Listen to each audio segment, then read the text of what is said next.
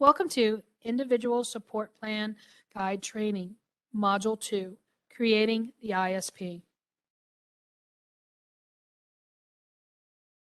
The Individual Support Plan, or ISP, is a document that results from the person-centered planning process and is based on assessments that allow for the gathering of comprehensive information concerning each individual's preferences, individual needs, goals, and abilities, health status, and other available supports, and is used in developing the individual's plan.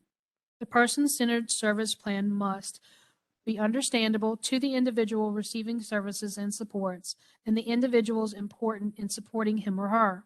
At a minimum, it must be written in plain language and in a manner that is accessible to individuals with disabilities and persons who are limited English proficient.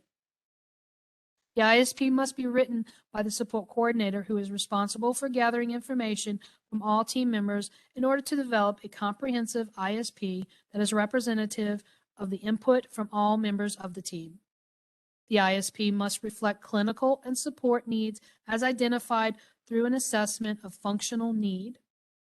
And the ISP must reflect risk factors and measures in place to minimize them, including individualized backup plans and strategies when needed. A review of assessments should be conducted prior to the planning meeting in order to facilitate discussion of findings to incorporate into the ISP. These assessments can be formal or informal.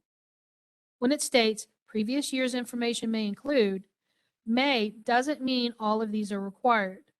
You must be using assessment information to do good planning with the individual.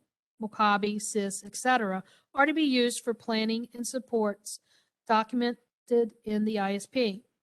Each team will determine which assessments are relevant or required for that individual and important. There is preparation and information gathering throughout the entire year, not a one-time planning event 30 to 90 days before the meeting. It is a continuous, ongoing assessment throughout the year. The planning process should demonstrate that the previous year's information has been reviewed, but each assessment is not required to be listed in the ISP. There should also be a review of services and support definitions to ensure that the required components for those supports are included in the final plan documentation.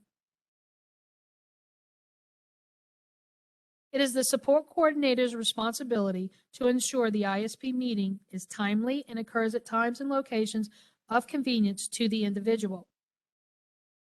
Per 9 CSR 45-3.010, each individual found eligible supports, which is initially support coordination, has a plan in place within 30 days of eligibility. The planning process is ongoing. However, each annual plan is only valid for 365 days. An annual individual support planning meeting shall be held within 90 days prior to the date of expiration, so that the annual plan starts on the same date of the new year. This will provide enough notice to all support team members and to allow adequate time to gather the information needed and allow for approval and authorization of services prior to the annual implementation date.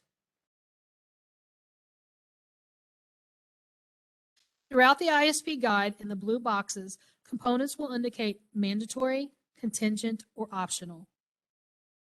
This is a combination of system-required components and a balance of areas that reflect what is most important to the individual, their preferences, interests, goals, what makes a good life, and what is most important for the individual, health and safety needs, for example, in order to assist in the development of a comprehensive plan. Mandatory is required to be addressed in the ISP. This includes requirements per CFR, CSR, and waiver requirements. If mandatory components do not apply to a particular individual, NA could be indicated. Contingent is only required if it is applicable to the individual and family. For example, information regarding supported decision-making representative would only be included if the person has a supported decision-making representative. Optional is included in the ISP only if requested by the individual or family, such as nicknames or aliases. This demographics table indicates the mandatory and optional demographic components. You will note that Habilitation Center is included in this table as well. This is included for those situations where an individual would be transitioning from a HAB center.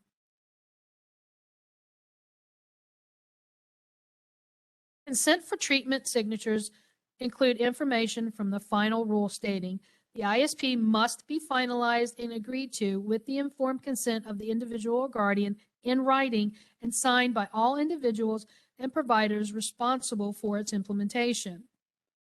Included in this table are links to 2 provider bulletins which address individual and guardian signature requirements and provide signature requirements for the ISP.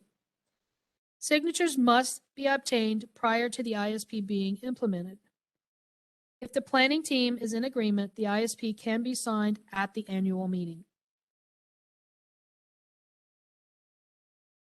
Per 42 CFR 441.301C, the individual will lead the person-centered planning process where possible. This table outlines the mandatory components required for contributor information.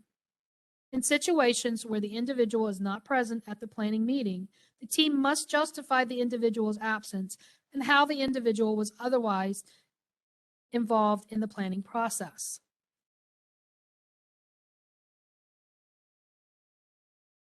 The Vision for a Good Life section demonstrates early in the plan that the individual is being heard. In this section, the ISP will address 2 areas: what is important to the individual and who is important to the individual.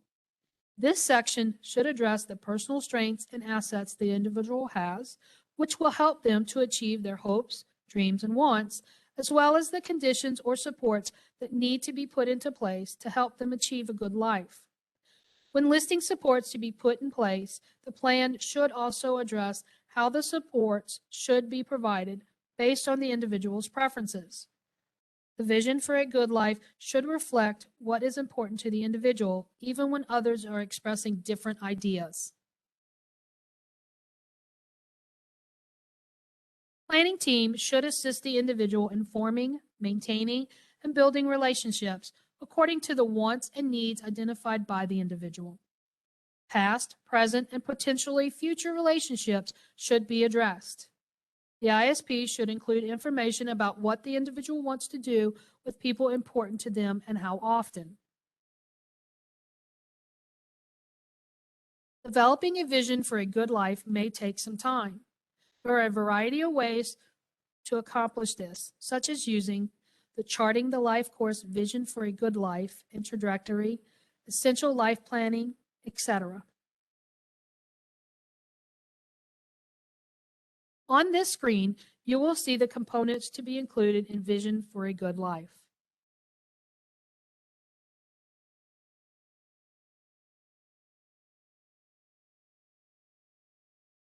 Knowing what to do and how to support the individual is essential in order to ensure that assessed needs are met. The goal of this section is to support the individual in maintaining or enhancing their good life, as well as to ensure health and safety.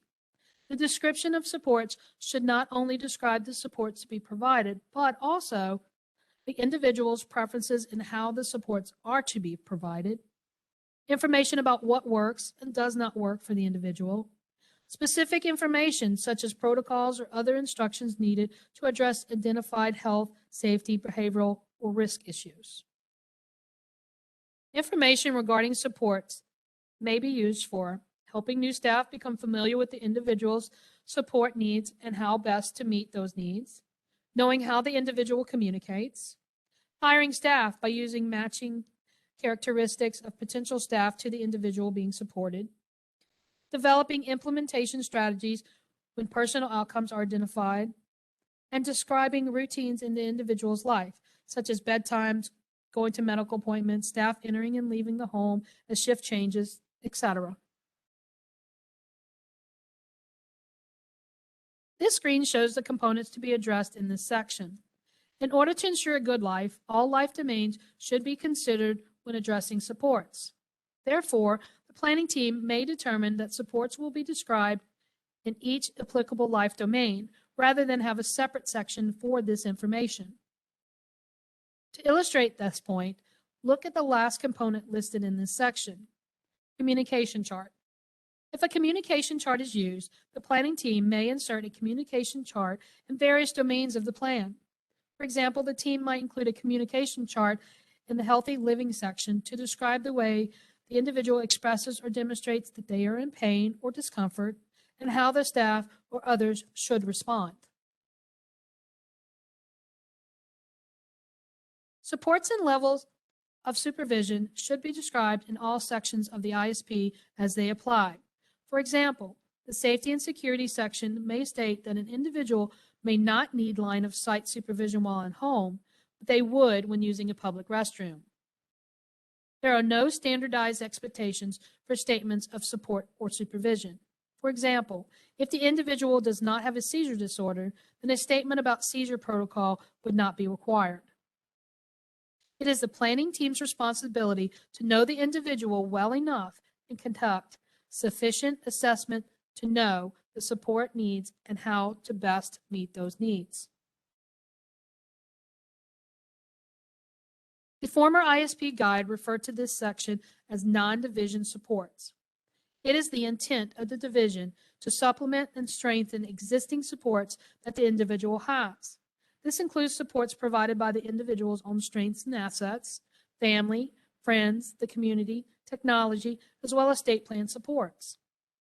The Code of Federal Rules states that the ISP must prevent the provision of unnecessary or inappropriate services and supports.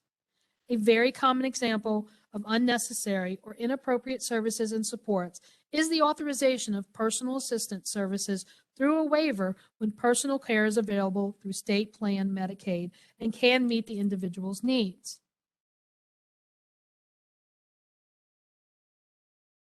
This screen shows the components to be addressed in this section.